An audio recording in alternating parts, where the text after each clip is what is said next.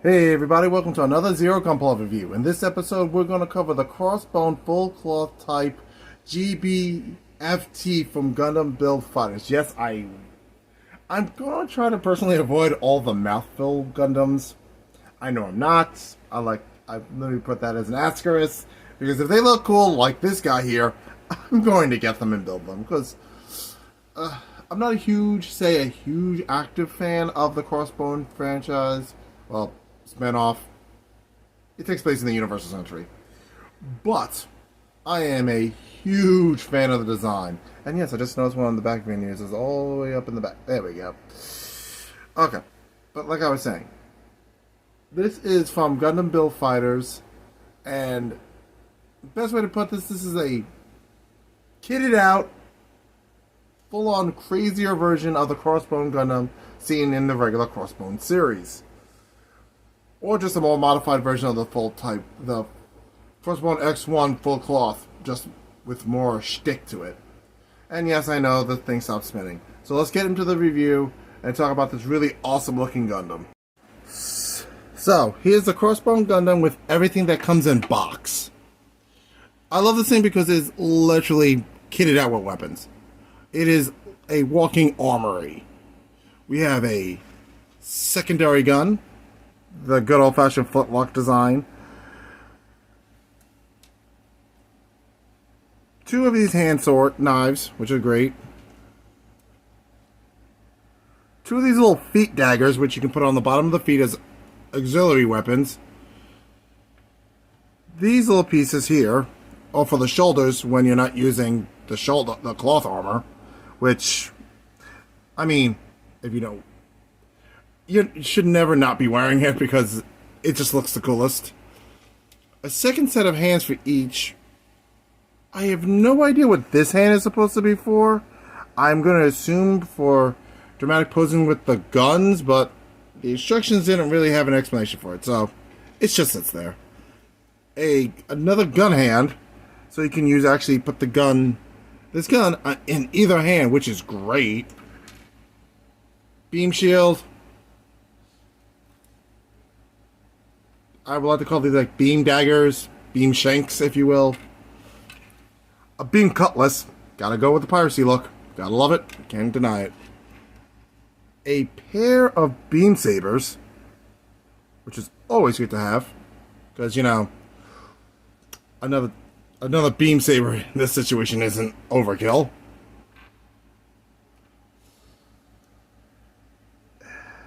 Hold on, everybody.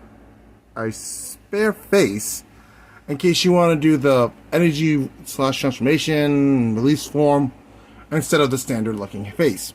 That's prerogative. And of course, the tip of his current beam saber I have him holding. That's all the stuff that comes with this thing, which is incredibly kitted out. And down he goes. Yeah, he's not what we call completely stable. When you have him have at least both of his weapons on, he's kind of heavy, so cautionary tale on that. He can and will drop. And if you hit this a little too hard when trying to move it, the shoulder armor, aka the cloths, will pop off. So that's an issue. Time to talk about the thing I hate the most. The sticker sheet. Sweet baby Moses. Look at this thing. It's huge. And not only use some, because you still, even with this huge sticker sheet, it's still not color accurate. So you're still going to have to paint this thing to get even remotely close to what it is. And I honestly can't stand that. I get it, but I can't stand it. It is really kind of annoying. I'm just honest with that. I was like, I can't stand when you have to do abundant amount of work just to get the Gundam close to what it's supposed to look like on box. I'm like, I get it, but still, like, you could, I don't get it. You could have gotten huge, I want to say these stickers up here is for over there, but it's like, seriously? You could have gotten like a gray piece of plastic for there instead of making it bone white. No? Okay. But that's just me venting. Also, the eyes they gave for these parts of the skull that's can be transferred as gauntlets. Yeah, the problem with those things are they don't actually fit the eyes. They're like over consume the area. So basically, I'm going to use my trusty beam saber here as a pointer. This entire area would be sticker, and you would have to either cut it, trim it, or whatever to make it look, correct. And that looks ridiculous. I was like, yeah, I tried one piece, and I was like, yeah, this isn't fitting. Off it goes. So that's an issue. Also, another thing, you can't really hold the weapon upright. It will fall.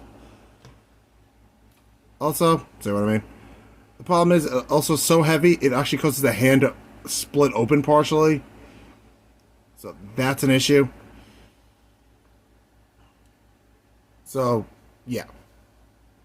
Color inaccuracy, and it literally can't hold its own weapons without actually partially not staying together. Not a fan of that. Nobody should be. So, yeah. It holds the beam saber quite well, so that's a W. As for articulation, well, without the armor, it has the same articulation as the regular crossbone X1. So just remove that. I'll pop off the hand because honestly, it's not necessary for this. It's a ball joint, so pop off. That's the arm all the way up. The shoulder armor moves with it. It's a ball joint, so what are you gonna do? Due to its small stature, you only get like a 90-degree bend.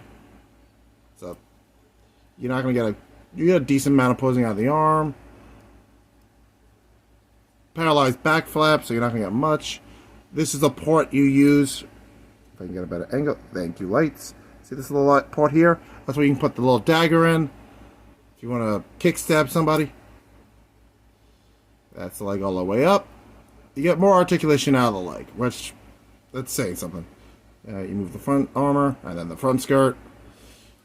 That's the leg all the way up, all the way to the side. It has, so you can do the splits on this thing.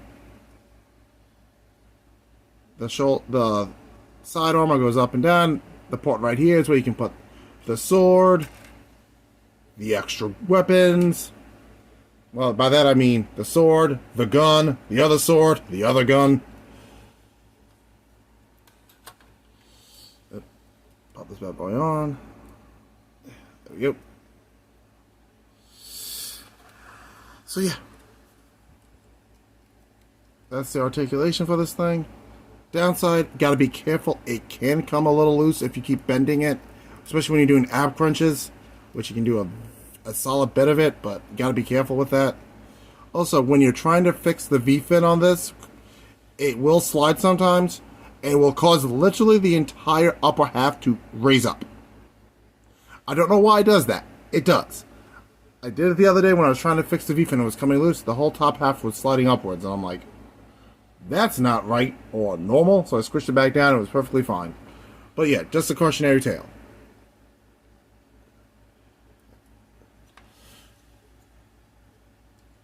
So, yeah, let's get into the summary so we can wrap up the review. So, to wrap everything up, the Crossbone Gundam X1 Full Cloth Type GBFT is a great looking kit. I love the design. But, it does have some major flaws. It can't really stand up under its own weight sometimes. So, when you pose it, you gotta make sure you got it just right, all tip over. Especially when you have all the weapons on it. It will just... The gun in it, if you have the flintlock and the cutlass, it may be able to stand under its own weight, possibly. But I have the other one, and it also just falls over, so probably not, especially when you have the cloth on it. One thing I did not mention before, you can take the backpack off and attach it to the front of the core runner that comes with it. So you have that, which is pretty cool. But aside from that, again, that's horribly color inaccurate, so you're going to have to paint that yourself to make it accurate. So, yeah. This thing suffers from a lot of color inaccuracy. You need a lot of paint to make this work perfectly. So I never a fan of when you have to do a lot of extra painting. I understand you have to bust out stickers, and if it does a lot of color correcting stickers, it's annoying, but I get it. It's annoying as sin, but I get it. But now to need extra paint, I know most of them do need a little bit of paint, but most of the time that's either ignorable or that would make it extra perfect and not necessary, at least in my opinion. In this case, it is necessary to get it perfectly accurate, but it's so obnoxious. So personally, I'm going to leave mine as is, like I do all my Gunpla, since I don't paint them unless it's necessary. Looking at you, Red Frame. But that's me venting. I picked up this guy at Galactic Toys. As a day of recording, they have a 15% off coupon if you signed up with them to get their newsletter and all that. So link is down below for my regular link. So if you want to support the channel, use the link down below. Link to the playlist is down there below too. Link to the GoFundMe, Patreon, and all the other stuff down below. So we passed 60 subscribers, which is great. You guys are awesome. I think we're almost up to 15,000 views, which again, awesome. So you guys are great. I'll catch you guys in the next episode. I have no idea what I'm going to review because I haven't built anything this week, or 2 things this week. So I may just bust out one of the ones I built previously and haven't reviewed. So, if you want one of my older models that I haven't built yet, but haven't done yet, comment down below that you want to see one of the older ones I've built, or a custom Gundam I built. Leave that in the comments down below. If you want me to bust out a new model, I'm either going to get today or tomorrow. And I know one of them I ordered is coming in next week. So, yeah. I'll catch you guys in the next episode when I hopefully haven't made a decision, or you guys help me out. Peace, and have a nice day.